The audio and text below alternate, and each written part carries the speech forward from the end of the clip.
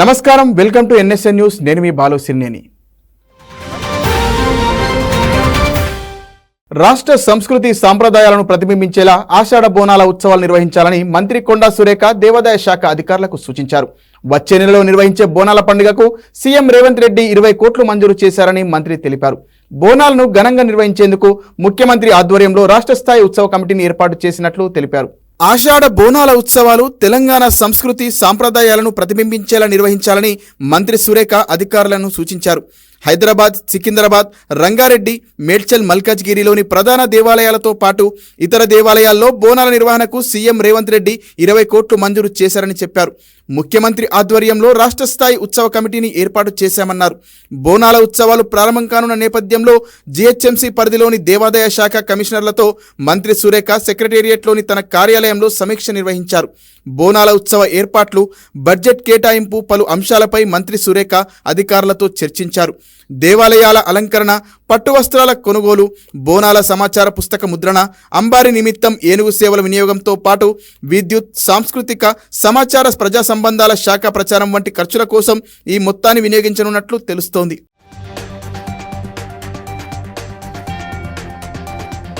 తనతో పాటు హైదరాబాద్, రంగారెడ్డి జిల్లాల ఇన్ఛార్జ్ మంత్రులు పొన్నం ప్రభాకర్, శ్రీధర్ బాబు, రాజ్యసభ ఎంపీ అనిల్ కుమార్ యాదవ్, ఎమ్మెల్యే నాగేందర్ సభ్యులతో పాటు దేవాదాయ శాఖ ముఖ్య కార్యదర్శి సభ్యులతో మొత్తంగా 7గురితో కూడిన కమిటీ బోనాల ఉత్సవ నిర్వహణ బాధ్యతలు చేపట్టనుంది.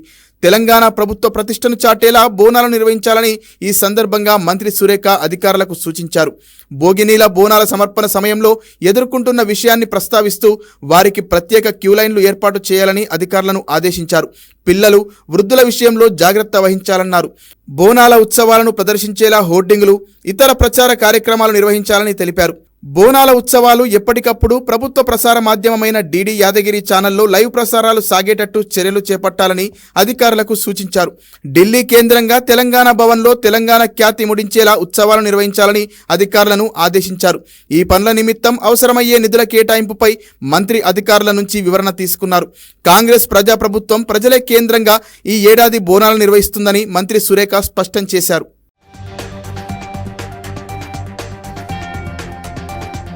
రాష్ట్రంలో గంజాయిని సంపూర్ణంగా నిర్మూలించేందుకు కఠిన చర్యలు చేపడతామన్నారు మంత్రి సీతక్క. డ్రగ్స్ కు బానిసలుగా మారడంతో మహిళలపై అఘాయిత్యాలు పెరిగిపోతున్నాయని చెప్పారు. కాంగ్రెస్ ప్రభుత్వం పేదల ప్రభుత్వమని, ప్రజలకు నిత్యం అందుబాటులో ఉండి సేవ చేస్తామని మంత్రి హామీ ఇచ్చారు. మంత్రి సీతక్క మహబూబాబాద్ కలెక్టర్ కార్యాలయంలో అధికారులతో సమీక్ష సమావేశం నిర్వహించారు. ఈ సందర్భంగా ఆమె మాట్లాడుతూ ప్రజా సంక్షేమమే కాంగ్రెస్ పార్టీ ధ్యేయమని చెప్పారు. రాష్ట్రంలో అన్ని రకాల మాఫియాను సంపూర్ణంగా నిర్మూలిస్తామని తెలిపారు. భూ కబ్జాదారులపై చర్యలు తీసుకుని బాధితులకు న్యాయం చేస్తామన్నారు. వివిధ శాఖల్లో ఖాళీగా ఉన్న ఉద్యోగాలను భర్తీ చేస్తామన్నారు. అసంపూర్తిగా ఉన్న మహబూబాబాద్ మెడికల్ కళాశాల భవన నిర్మాణ పనులను త్వరలోనే పూర్తి చేస్తామని మంత్రి తెలిపారు. అన్ని శాఖల అధికారులు ప్రజలకు అందుబాటులో ఉండాలని సూచించారు. త్వరలో మరోసారి సమీక్షా సమావేశాన్ని నిర్వహిస్తామని, విధుల పట్ల నిర్లక్ష్యం వహిస్తే అధికారులపై కఠిన చర్యలు తీసుకుంటామని సీతక్క హెచ్చరించారు.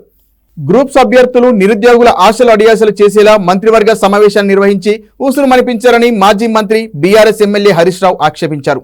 నిరుద్యోగుల ఆందోళన, ఆవేదనను అర్థం చేసుకుని కేబినెట్ భేటీలో నిర్ణయాలు తీసుకుంటామని ఆశించినా ఏ చర్చ లేకుండానే ముగించారని హరీష్ విమర్శించారు. గ్రూప్స్ పరీక్షలు రాస్తున్న అభ్యర్థులు ఎన్నికలకి ముందు ఇచ్చిన హామీలపై ముఖ్యమంత్రి రేవంత్ రెడ్డికి హరీష్ రావు బహిరంగ లేఖ రాశారు. ఏడాదిలో 2 లక్షల ఉద్యోగాలు ఇస్తారని నమ్మి నిరుద్యోగులు కాంగ్రెస్ కి ఓటేస్తే 6 నెలల్లో ఒక కొత్త నోటిఫికేషన్ ఇవ్వలేదని మండిపడ్డారు. ప్రతిపక్ష నేతగా ఇచ్చిన హామీకి అనుగుణంగా గ్రూప్ 2కి బదులు 2000, గ్రూప్ 3కి బదులు 3000 ఉద్యోగాలను అదనంగా కలిపి మాట నిలుపుకోవాలని ఆయన ప్రభుత్వాన్ని కోరారు. పోటీ పరీక్షల మధ్య కాలవ్యవధి తక్కువగా ఉండడంతో అభ్యర్థులు ఒత్తిడికి లోనవుతున్నారన్న హరీష్ ఆ ఒత్తిడితోనే ఒకరు ఆత్మహత్య చేసుకున్నట్లు లేఖలో పేర్కొన్నారు. ఉద్యోగ పరీక్ష తేదీల మధ్య ఎక్కువ వ్యవధి ఉండేలా షెడ్యూల్ సవరించాలని విజ్ఞప్తి చేశారు. మేనిఫెస్టోకు కట్టుబడి మెగా డిఎస్సి నిర్వహించాలని కోరారు. నిరుద్యోగులకు నెలకు 4000 ఇస్తామన్న హామీ నిలబెట్టుకోవాలని హరీష్ రావు సూచించారు.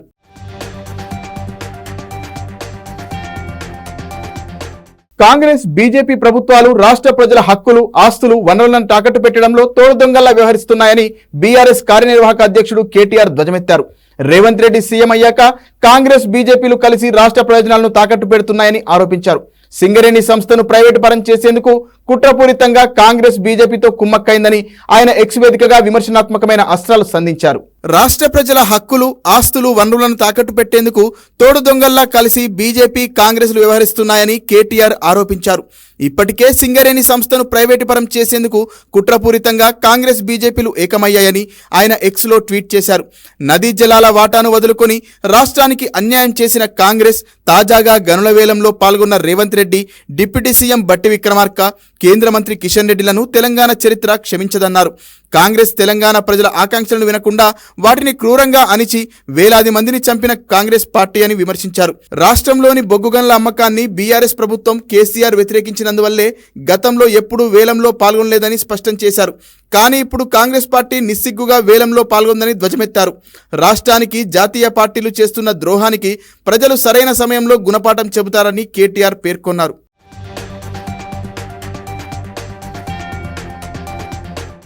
ఇవాళ వైజాగ్ స్టీల్ ప్లాంటు నష్టాల్లో పడ్డది. నష్టాల్లో పడ్డానికి ఇవాళ ఏమంటున్నారు? నష్టాల్లో పడ్డది కాబట్టి ఇప్పుడు అమ్ముతున్నాం అంటున్నారు. అంటే ఇదంతా ఎందుకు చెప్తున్నా మీకంటే రేపు సింగరేణి విషయంలో కూడా ఇదే రకమైన వ్యూహం అవలంబించడానికే ఉద్దేశపూర్వకంగా జరుగుతున్న కుట్ర ఇది. ఉద్దేశపూర్వకంగా సింగరేణికి కోల్ బ్లాక్స్ కేటాయించకుండా సింగరేణి కూడా వేలంలో పాల్గొనండి అని సన్నాయి నొక్కులు నొక్కే కిషన్ రెడ్డి కానీ, అదేవిధంగా ఇవాళ ఆయనకు వంత పాడుతున్న బీజేపీ కానీ ఒక మాట చెప్పాలి. ఏమైంది మరి రేవంత్ రెడ్డి గారి లేక? రేవంత్ రెడ్డి గారి వ్యతిరేకత ఎందుకు మాయమైంది? 2021 డిసెంబర్ 11 నాడు కోల్ బ్లాక్స్ కేటాయించండి సింగరేణికని డిమాండ్ చేసిన రేవంత్ రెడ్డి గారు పీసీసీ ప్రెసిడెంట్గా ఇలా ఏం మారింది? ఎందుకు ముఖ్యమంత్రిగా మీరు ఆ వేలం పాటలో మేము పాల్గొంటాము అనే మాట చెప్తా ఉన్నారు? బీఆర్ఎస్ రక్షణ కవచం అని నేను ఊరికే అనడం లేదు. 9.5 ఏళ్ళు కేంద్ర ప్రభుత్వం మా మెడ మీద కత్తి పెట్టినా మేము ఈ బొగ్గు గనులు ఆక్షన్ కాకుండా చూసినాం. ఎవరు వేయకుండా చూసినాం. ఎందుకంటే ఇది జాతి సంపద. సింగరేణి బలపడితే సింగరేణి కార్మికులు లాభపడతారు. సింగరేణి బలపడితే మన రాష్ట్రానికి లాభం జరుగుతుంది. సింగరేణి పవర్ మనం మర్చిపోకూడదు. సింగరేణి పవర్ ఏంటంటే, సింగరేణి కార్మికులకు ఉండే సంఘటిత శక్తి పవర్ ఏంటంటే, ఆనాడు తెలంగాణ ఉద్యమంలో 36 రోజుల పాటు సకల జనుల సమ్మెలో సింగరేణి కార్మికులు జంగు సైరన్ ఊదితే దక్షిణ భారతదేశం మొత్తం గాఢాంధకారంలోకి పోయే పరిస్థితి ఆనాడు వచ్చిన విషయాన్ని నేను మీకు గుర్తు చేస్తా ఉన్నా. ఆనాడు కిరణ్ కుమార్ రెడ్డి గారు ముఖ్యమంత్రి, ఆయన పిలిచి బతిమలాడిన మమ్మల్ని అందరినీ, మీరు దయచేసి ఒప్పించండి, మీ బొగ్గు గని సంఘాన్ని ఒప్పియండి, దయచేసి వాళ్ళని విరమింపజేయండి, అదేవిధంగా మిగతా సంఘాలతో కూడా మాట్లాడదాం, తెలంగాణ విషయానికి దీనికి ఏం సంబంధం, వాళ్ళని దయచేసి ఒప్పించండి అని చెప్పి వారు ఆనాడు రిక్వెస్ట్ చేసినారు. ఇప్పుడు కూడా నేను అనేది అదే, ఎట్లయితే వైజాగ్ స్టీల్ ప్లాంట్ను ఖతం చేసినరో, ఎట్లయితే క్యాప్టివ్ మైన్ ఇవ్వకుండా ఖతం చేసినరో, అదే ప్రయత్నం ఈరోజు కాంగ్రెస్ బీజేపీ కలిసి చేస్తా ఉన్నాయి. ఇది తెలంగాణ ప్రజలు అర్థం చేస్తారు. రాష్ట్ర బీజేపీలో గ్రూపుల తగాదం కొనసాగుతోంది. రాష్ట్ర అధ్యక్ష పదవి కోసం పలువురు లీడర్లు తమ వంతుగా ప్రయత్నాలు చేసుకుంటున్నారు. ఢిల్లీ వెళ్లి అగ్రనేతలను కలిసి ఆశీస్సులు పొందుతుంటే మరికొందరు ఆర్ఎస్ఎస్ ద్వారా ప్రయత్నాలను ప్రారంభించారు. ఈ క్రమంలోనే గోషామహల్ ఎమ్మెల్యే రాజాసింగ్ చేసిన కామెంట్లు సంచలనం రేపుతున్నాయి. రాష్ట్ర బీజేపీ రాజకీయాల్లో అధ్యక్షుడి పదవి కోసం గత కొంతకాలం నుంచి పలువురు నేతల మధ్య గాలి దుమారం చెలరేగుతోంది. గల్లీలోని లీడర్లు ఢిల్లీలోని బీజేపీ బడా నేతలను ప్రసన్నం చేసుకుంటున్నారు. దీంతో గోషామహల్ ఎమ్మెల్యే రాజాసింగ్ అధ్యక్షుడి పదవిపై సంచలన కామెంట్లు చేశారు. కొంతకాలంగా బీజేపీ స్టేట్ చీఫ్ కేంద్ర మంత్రి కిషన్ రెడ్డితో రాజాసింగ్కు గ్యాప్ కొనసాగుతున్న విషయం తెలిసిందే. గతంలో బండి సంజయ్ రాష్ట్ర అధ్యక్షుడిగా ఉన్నప్పుడు రెగ్యులర్గా నాంపల్లి ఆఫీస్కు వచ్చి ప్రెస్ మీట్లు పెట్టిన రాజాసింగ్ ఇప్పుడు ఆఫీస్కు రావడం లేదు. గోషామహల్ ఎమ్మెల్యేగా గెలిచిన రాజాసింగ్కు పార్టీ ఫ్లోర్ లీడర్ పదవి ఇస్తారనే చర్చ కూడా జరిగింది. అయితే పలు కారణాలతో కాంగ్రెస్ నుంచి బీజేపీలో చేరిన ఏలేటి మహేశ్వర్ రెడ్డికి ఫ్లోర్ లీడర్ పోస్టు అప్పగించడంతో ఆయన అలకబూనారని తెలుస్తోంది. తర్వాత పార్టీ కార్యక్రమాలకు దూరంగా ఉంటున్నారు. హైదరాబాద్ ఎంపీ అభ్యర్థిగా కోంపెల్లి మాధవిలతను ప్రకటించిన నేపథ్యంలో రాజాసింగ్ చేసిన కామెంట్లు కలకలం రేపాయి. ఇటీవల హైదరాబాద్లో కేంద్ర మంత్రులు కిషన్ రెడ్డి, బండి సంజయ్ల సన్మానం కోసం నిర్వహించిన సెల్యూట్ తెలంగాణ సభకు కూడా రాజాసింగ్ హాజరు కాలేదు. బీజేపీ రాష్ట్ర అధ్యక్షుడిగా దేశం, ధర్మం పట్ల అవగాహన ఉన్నవారిని నియమించాలని ఓ వీడియోను ఆయన విడుదల చేశారు. పార్టీలో అందరి అభిప్రాయాలు తీసుకున్న తర్వాత అధ్యక్షుడి ఎంపిక జరగాలని 8 మంది ఎంపీలు, 8 మంది ఎమ్మెల్యేల ఒపీనియన్స్ తీసుకోవాలని కోరారు. వచ్చే ఎన్నికల్లో తెలంగాణలో బీజేపీ అధికారంలోకి రావడం ఖాయమంటూనే దూకుడుగా వ్యవహరించే వ్యక్తికే పగ్గాలు అప్పగించాలని మరో సూచన చేశారు. ఈ వీడియో సందేశం చూసిన వారికి ఎవరిని నియమించవద్దో డైరెక్ట్గానే చెప్పినట్లు అర్థమవుతోంది. ఈ వ్యాఖ్యల వెనుక ఉన్నదెవరు, ఎవరు పరోక్షంగా రాజాసింగ్తో చెప్పించారనేది చర్చనీయాంశంగా మారింది.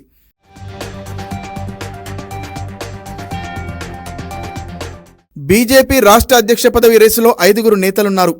ఎవరికి వారుగా తమ వంతు ప్రయత్నాలు చేసుకుంటుండగా Malkajgiri MP Etela Rajender, Mahabub Nagar MP DK అరుణ, మెదక్ ఎంపీ రఘునందనరావు, నిజామాబాద్ ఎంపీ అరవింద్, మాజీ ఎమ్మెల్సీ రామచంద్రరావు తమ వంతు ప్రయత్నాలు చేస్తున్నారు. రాజాసింగ్ కామెంట్ పెట్టినట్టు చూసుకుంటే వీరిలో ఈటెల రాజేందర్ వామపక్ష భావనున్న నాయకుడు. బీఆర్ఎస్లో కొనసాగి బీజేపీలోకి చేరారు. డీకే అరుణ గతంలో కాంగ్రెస్లో మంత్రిగానే విధులు నిర్వహించారు. రఘునందన్ రావు కూడా గతంలో బీఆర్ఎస్లో చాలా కాలం పాటు పనిచేశారు. కేసీఆర్కు సన్నిహితుడిగా కూడా కొనసాగారు. ఇక మిగిలింది రామచంద్రరావు, నిజామాబాద్ ఎంపీ అరవింద్. వీళ్ళిద్దరిలో పూర్తి ఆర్ఎస్ఎస్ బ్యాక్గ్రౌండ్ కలిగిన లీడర్ రామచంద్రరావు మొదటి నుంచి బీజేపీలోనే కొనసాగుతున్నారు. మరో నాయకుడు ధర్మపురి అరవింద్. ఆయన రాజకీయ జీవితం బీజేపీలోనే ప్రారంభమైంది. రాజాసింగ్ చెప్పిన రెండో స్వభావం దూకుడు అరవింద్కు ఉంది. రాజాసింగ్ పరోక్షంగా అరవింద్కు మద్దతు ఇచ్చారా లేదా రామచంద్రరావును సపోర్ట్ చేస్తున్నారా అన్న చర్చ నడుస్తోంది.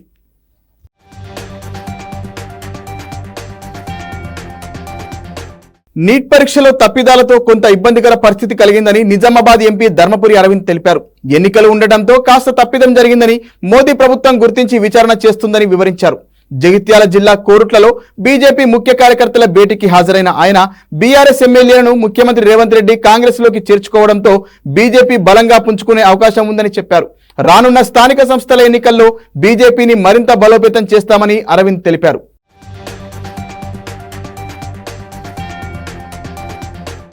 నీటిలో కొద్దిగా ఇబ్బంది పడినది వాస్తవమే. దాని మీద ఎంక్వైరీ కూడా జరుగుతుంది. జైలుకు పోవాల్సిన వెళ్ళిండ్రు. ఎలక్షన్స్ టైంలో కొద్దిగా ఎక్కడనో మిస్టేక్ అయినట్టుంది. మోడీ ప్రభుత్వంలో ఇమీడియట్ గా సరిదిద్దుకుంటాం. ఇక్కడ బీఆర్ఎస్ కాంగ్రెస్ లెక్కగా. ఢిల్లీలో కేంద్ర ఆర్థిక మంత్రి నిర్మలా సీతారామన్ నేతృత్వంలో కేంద్ర బడ్జెట్ సన్నాహక సమావేశం 53వ జీఎస్టీ మండలి సమావేశాన్ని నిర్వహించారు. ఈ సన్నాహక సమావేశానికి ఆంధ్రప్రదేశ్ ఆర్థిక శాఖ మంత్రి పయ్యావుల కేశవ్, తెలంగాణ ఆర్థిక శాఖ మంత్రి బట్టి విక్రమార్క పాల్గొన్నారు. ఢిల్లీలో జరిగిన కేంద్ర బడ్జెట్ సన్నాహక సమావేశంలో పాల్గొన్న పయ్యావుల కేశవ్ సమావేశం అనంతరం మీడియాతో మాట్లాడుతూ రాష్ట్రానికి ఏం కావాలన్నా దానిపై కేంద్రానికి నివేదిక అందజేశారని తెలిపారు. విభజన వల్ల వచ్చిన ఆర్థిక సవాళ్లను అధిగమించడంతో పాటు 5 ఏళ్లలో ఆర్థిక పరంగా జరిగిన తప్పులను సరిదిద్దడానికి కేంద్ర సహకారం కావాలని కోరామని తెలిపారు. పారిశ్రామిక రాయితీలు, పారిశ్రామిక కారిడార్ల ఏర్పాటుకు సహకారం, ఆక్వా పార్కులు ఇవ్వాలని కోరామన్నారు. అలాగే గ్రీన్ ఎనర్జీ కారిడార్ను మద్దతు కోరినట్లు తెలిపారు.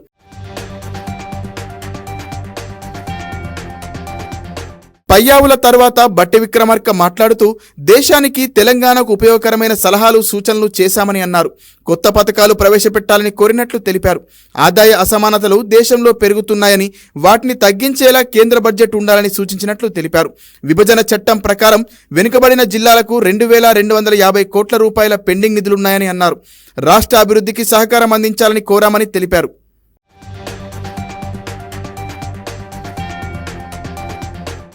సెంట్రల్లీ స్పాన్సర్ స్కీమ్స్లో పునఃసమీక్షించి ఇప్పటివరకు ఉపయోగపడే కొన్ని వాటి వల్ల అనుకున్న లక్ష్యాలు చేరుకోలేకపోతే వాటిని సమీక్షించి ఆప్షనల్గా కొత్త పథకాలు కూడా ప్రవేశపెట్టాలని చెప్తుంది.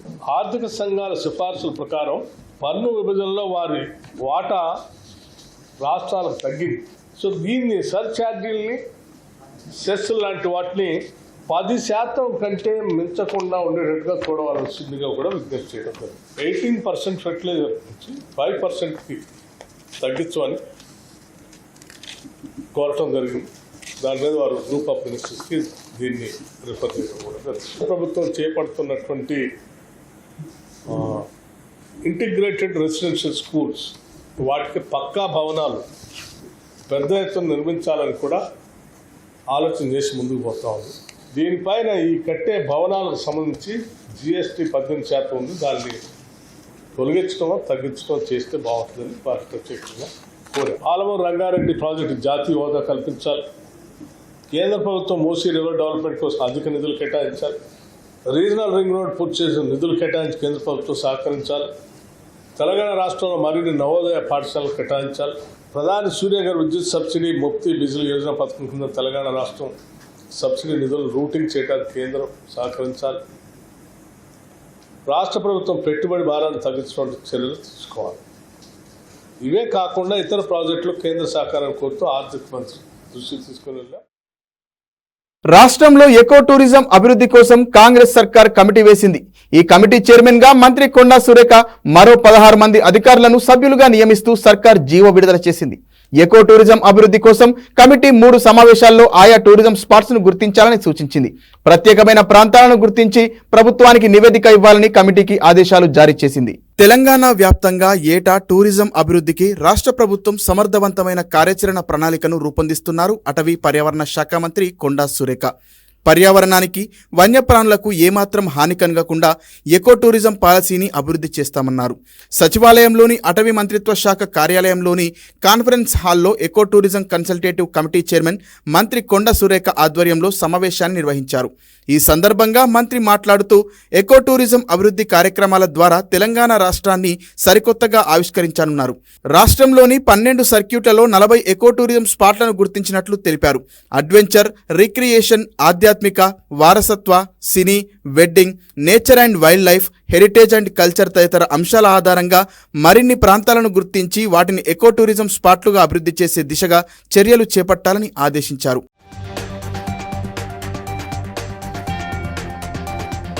అదేవిధంగా ఎకో టూరిజం పాలసీ రూపకల్పనలో అటవీ, దేవాదాయ, రెవెన్యూ, పర్యాటక శాఖలను సమన్వయం చేసుకుంటూ ముందుకెళ్లాలని సూచించారు. ఆర్కియాలజీ శాఖతో సంప్రదింపులు జరిపి రాష్ట్రంలోని చారిత్రక ప్రదేశాల్లో పర్యాటక అభివృద్ధి చర్యలు చేపట్టాలని సూచించారు. గత ప్రభుత్వం ఎకో టూరిజం పాలసీ రూపకల్పన పేరుతో కాలయాపన చేసిందని మంత్రి విమర్శించారు. ఒడిశా, కర్ణాటక రాష్ట్రాల్లో అమలవుతున్న ఎకో టూరిజం విధానాలను అధికారులు మంత్రికి వివరించారు. ఆ రాష్ట్రాల్లో క్షేత్రస్థాయిలో అధికారులు గమనించిన పరిస్థితులను ఇక్కడి పరిస్థితులతో బేరీజు వేసుకొని అత్యుత్తమ ఎకో టూరిజం పాలసీల రూపకల్పనకు కృషి చేయాలని మంత్రి సురేఖ అధికారులకు సూచించారు.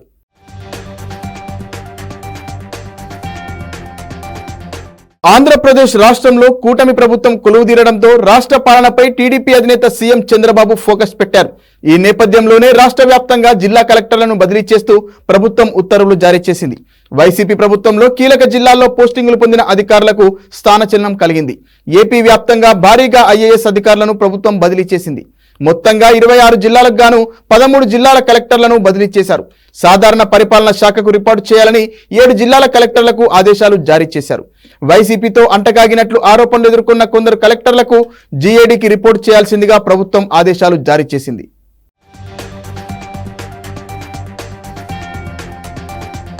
చిరు వ్యాపారులకు కేంద్ర ఆర్థిక మంత్రి నిర్మలా సీతారామన్ గుడ్ న్యూస్ చెప్పారు. జీఎస్టీ మండలి 53వ సమావేశంలో చిరు వ్యాపారులకు మేలు కలిగించే కీలక నిర్ణయాలు తీసుకున్నామని ఆమె అన్నారు. ప్రయాణికులకు రైల్వేలు అందించే పలు సేవలను జీఎస్టీ నుంచి మినహాయించినట్లు తెలిపారు.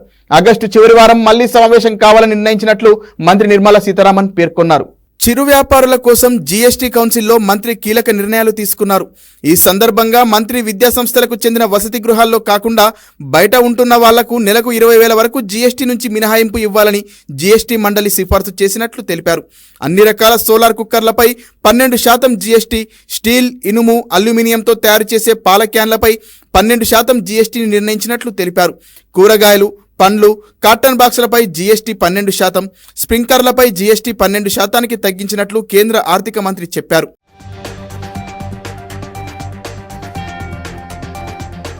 మరోవైపు పెట్రోల్, డీజిల్ను జీఎస్టీ పరిధిలోకి తేవాలని కేంద్ర ప్రభుత్వం భావిస్తుందని మంత్రి తెలిపారు. ఈ విషయంలో రాష్ట్రాలే నిర్ణయం తీసుకోవాలని ఆర్థిక మంత్రి సూచించారు. పెట్రోల్, డీజిల్ను జీఎస్టీ పరిధిలోకి తెచ్చే విషయంలో రాష్ట్రాలు ఐక్యం కావాలని సూచించారు. చిరు వ్యాపారులకు మేలు కలిగేలా జీఎస్టీ కౌన్సిల్లో నిర్ణయాలు తీసుకున్నామని నిర్మల తెలిపారు. జీఎస్టీ మండలిలో ఇంకా అనేక విషయాలు చర్చించినట్లు తెలిపారు.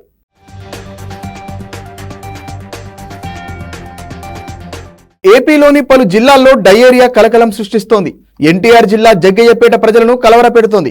జగ్గయ్యపేటలో ఇప్పటికే ఒకరు చనిపోవడం, పెద్ద ఎత్తున కేసులు నమోదవడంతో జనాలు వణికిపోతున్నారు. నియోజకవర్గంలోని 8 గ్రామాలకు ఈ అతిసార వ్యాధి పాకింది. ఇక వెంటనే అప్రమత్తమైన అధికారులు రోగులకు ఎలాంటి ఇబ్బందులు కలగకుండా ప్రత్యేక చర్యలు తీసుకుంటున్నారు. డయేరియా వ్యాధి విజృంభణ నేపథ్యంలో డిప్యూటీ సీఎం పవన్ కళ్యాణ్ అధికారులపై ఫైర్ అయ్యారు. ఇన్ని కేసులు నమోదవుతుంటే వ్యాధి కట్టడిపై అధికారులు ఏం చేస్తున్నారని ప్రశ్నించారు. అనంతరం రివ్యూ మీటింగ్ నిర్వహించారు. దీంతో అధికార యంత్రాంగంలో కదలిక వచ్చి కలెక్టర్ జగ్గయ్యపేటకు వెళ్లి పరిస్థితిపై ఆరా తీశారు. మరోవైపు డయేరియా కట్టడిపై వివిధ శాఖల అధికారులతో CS Neerabh Kumar Prasad video conference నిర్వహించారు. ప్రజలకు రక్షిత తాగునీరు అందించేలా చూడాలని కలెక్టర్లను ఆదేశించారు. మంచినీటి పైప్ లైన్లు లీకేజీలు లేకుండా చూడాలని స్పష్టం చేశారు. డయేరియా నియంత్రణకు కట్టుదిట్టమైన ప్రణాళిక అమలు చేయాలని సీఎస్ ఆదేశించారు. అదేవిధంగా జగ్గయ్యపేటలో డయేరియా విజృంభణ నేపథ్యంలో ఇవాళ మంత్రులు అక్కడ పర్యటించనున్నారు. మంత్రులు సత్యకుమార్, నారాయణ ప్రభుత్వ ఆసుపత్రిని సందర్శించనున్నారు.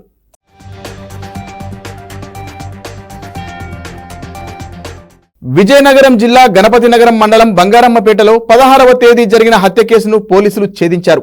అనుమానంతో భార్యను భర్త హత్య చేసినట్లు పోలీసుల దర్యాప్తులో తేలింది. 3 నెలల క్రితం తనూజ అనే మహిళ సిఆర్పీఎఫ్ కానిస్టేబుల్ నక్కా జగదీష్ ను వివాహం చేసుకుంది. తనూజపై అనుమానం పెంచుకున్న జగదీష్ ఆమెను హతమార్చి ఆ నేరాన్ని వేరొకరిపై నెట్టే ప్రయత్నం చేసినట్టు డీఎస్పీ శ్రీనివాసరావు వెల్లడించారు. నిందితుడిని అదుపులోకి తీసుకుని విచారించగా హత్య చేసిన విషయాలు వెలుగులోకి వచ్చాయన్నారు.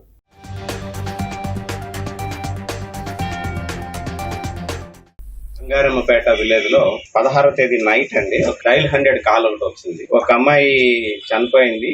ఆ అమ్మాయి తాలూకా సెల్ ఫోన్ లో నా చావు కారణం గోవింద్ కొడుకు ప్రసాద్, ఆయన నన్ను హెరాస్ చేస్తున్నాడు, అది నేను తట్టుకోలేకపోతున్నాను, నా భర్తకి ఈ విషయం తెలిస్తే నా పరుగు పోతుందన్న ఉద్దేశంతో నేను సూసైడ్ చేసుకుంటున్నాను అని చెప్పేసి అమ్మాయి సెల్ నుంచి ఆ తండ్రికి, తర్వాత అన్నయ్యకి, ఆ స్నేహితురాలకి, ఆమె భర్తకి కూడా మెసేజ్లు అన్నాయి. ఈ దర్యాప్తులో భాగంగా అయితే ఎటువంటి పరిస్థితుల్లో కూడా వాళ్ళిద్దరి మధ్య ఎక్కడ రీసెంట్ కాంటాక్ట్స్ ఏం లేవు. దాంతో అనుమానం వచ్చి మేము హస్బెండ్ ఉన్నాడు జగదీష్, ఆయన్ని ఈ రోజు అదుపులోకి తీసుకున్నారు. ఇంటరాగేట్ చేస్తే ఆయన చంపేద్దామని ప్రిపేర్ అయ్యింది.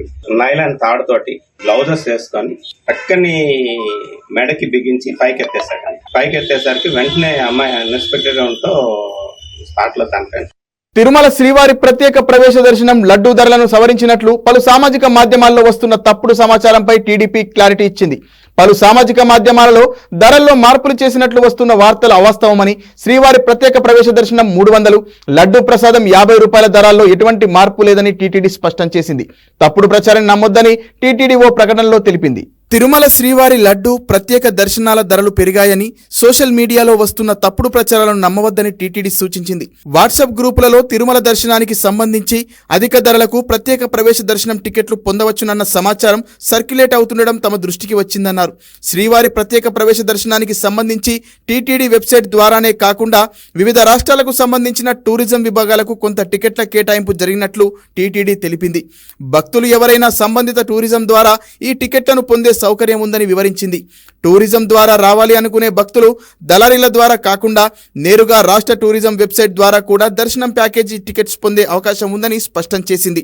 కొందరు దళారులు అమాయకులను తాము సదరు టూరిజం వెబ్సైట్ ద్వారా మీకు టికెట్ బుక్ చేసి ఇస్తామని, ఇందుకు గాను ధర ఎక్కువ అవుతుందని పెద్ద మొత్తంలో డబ్బులు వసూలు చేస్తున్నట్లు తమ దృష్టికి వచ్చినట్లు టీటీడీ తెలిపింది. అలాంటి ప్రచారాన్ని భక్తులు నమ్మొద్దని, ప్రత్యేక ప్రవేశ దర్శనం టికెట్ల కోసం దళారులను సంప్రదించవద్దని కోరింది. ప్రత్యేక ప్రవేశ దర్శనం టికెట్ల బుకింగ్లో అమాయకులైన భక్తులను మోసగిస్తున్న దళారులపై టీటీడీ విజిలెన్స్ విభాగం కఠిన చర్యలు తీసుకుంటుందని టీటీడీ హెచ్చరించింది.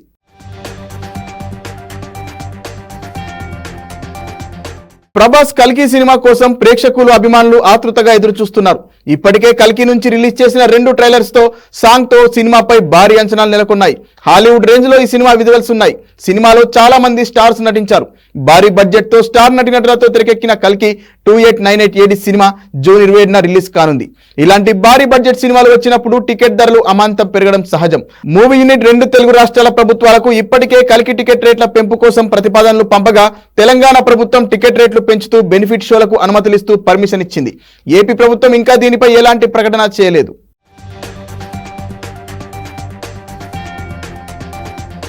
బెంగళూరులో రుబాయి అనే మహిళ ప్రమాదవశాత్తు భవనంపై నుంచి పడి తీవ్రంగా గాయపడింది. రుబాయి కిందకు జారి వేలాడుతున్న సమయంలో భర్త ఆమె చేయిని గట్టిగా పట్టుకుని రక్షించే ప్రయత్నం చేశాడు.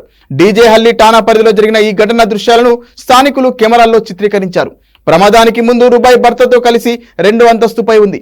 ఆ సమయంలో అనుకోకుండా ఓ సబ్బు ముక్కపై కాలు వేయడంతో జారి భవనంపై నుంచి కింద పడబోయింది. వెంటనే ఆమె చేతిని భర్త గట్టిగా పట్టుకున్నాడు.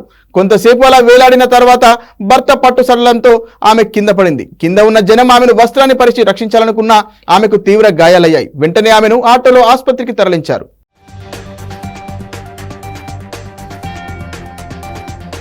నీట్ పేపర్ లీకేజీ నేపథ్యంలో కేంద్ర ప్రభుత్వం కీలక నిర్ణయం తీసుకుంది. ఈ కేసు విచారణను సిబిఐకి అప్పగించింది. ఈ మేరకు కేంద్ర విద్యాశాఖ ప్రకటన విడుదల చేసింది.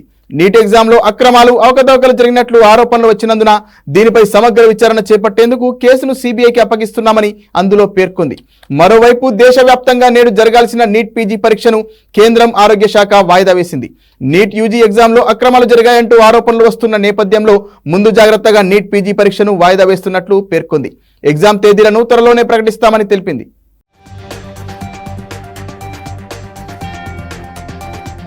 టీ20 ప్రపంచ కప్ లో రోహిత్ సేన సెమీఫైనల్లో అడుగుపెట్టింది. అంటిగ్వా వేదికగా బంగ్లాదేశ్ తో జరిగిన మ్యాచ్ లో టీమిండియా 50 పరుగుల తేడాతో విజయం సాధించింది. తొలుత భారత జట్టు 196 పరుగులు చేయగా లక్ష్య ఛేదనలో బంగ్లాదేశ్ నిర్ణీత ఓవర్లలో 8 వికెట్లు కోల్పోయి 146 పరుగులు చేసింది. ఈ మ్యాచ్ లో మొదట బ్యాటింగ్ చేసిన టీమిండియా నిర్ణీత 20 ఓవర్లలో 5 వికెట్ల నష్టానికి 196 పరుగులు చేసింది. భారత బ్యాటర్లలో సూర్యకుమార్ యాదవ్ 6 పరుగులు చేసి నిరాశపరిచాడు. రోహిత్ శర్మ 23, విరాట్ కోహ్లీ 37, రిషబ్ పంత్ 36, శివం దుబే 34, హార్దిక్ పాండ్యా 50తో రాణించారు. బంగ్లా బౌలర్లలో తంజీమ్ హసన్ 2, రిషాద్ హుస్సేన్ 2, షకీబ్ అల్ హసన్ 1 వికెట్ పడగొట్టారు.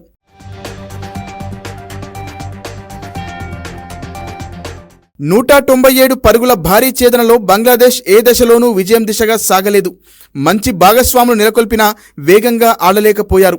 అదే వారికి విజయాన్ని దూరం చేసింది. బంగ్లా కెప్టెన్ నజ్మల్ హుస్సేన్ షాంటో 40తో కాసేపు పోరాడాడు.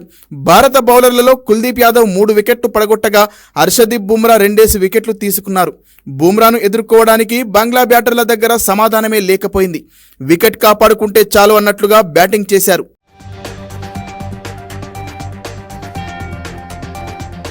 మరిన్ని వార్తలతో మళ్ళీ కలుద్దాం. నమస్కారం.